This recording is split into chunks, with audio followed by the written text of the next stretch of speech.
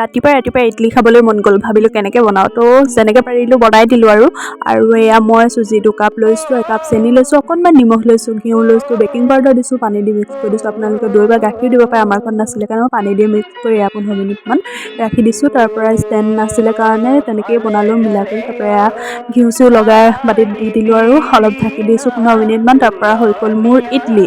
তো এয়া হৈ গ'ল ধুনীয়াকৈ ইডলি। আৰু এয়া মই ভাজিৰ লগত খাই দিলোঁ, তো খাবলৈ বহুত টেষ্টি লাগিলে। তো এইটো সকলোৱে ট্ৰাই কৰি চাব। মই বনালোঁ, ফাৰ্ষ্ট টাইম বনাইছোঁ যিহেতু, খাবলৈ বিৰাট টেষ্টি আছিলে। আৰু মই কলডিলৰ লগত খাইছিলোঁ। আপোনালোকে যিকোনো লগতে খাব পাৰে, চাটনিৰ লগত, নাৰিকলৰ চাটনি, বুটৰ চাটনি, যিকোনো লগতে খাব পাৰে। যিহেতু আমাৰ ঘৰত নাৰিকল নাছিলে, সেইকাৰণে চাটনি তাটনি নবনালোঁ। আৰু মায়ে ভাতৰ লগত খাবলৈ কলডিল চলডিল এইবোৰ কিবা কিবি বনাইছিলে, তাৰ লগতে মই খালোঁ, খাবলৈ ভালেই লাগিলে।